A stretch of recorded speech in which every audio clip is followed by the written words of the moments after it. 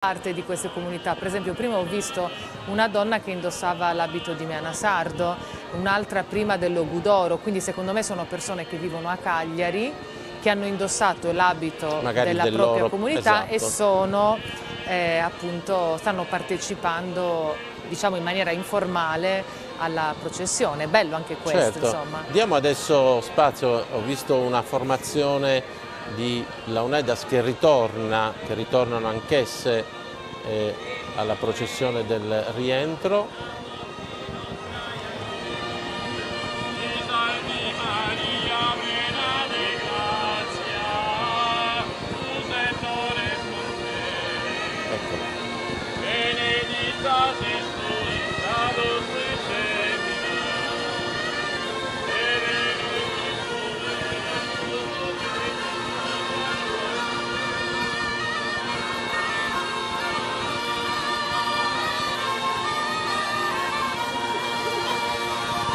È bello questo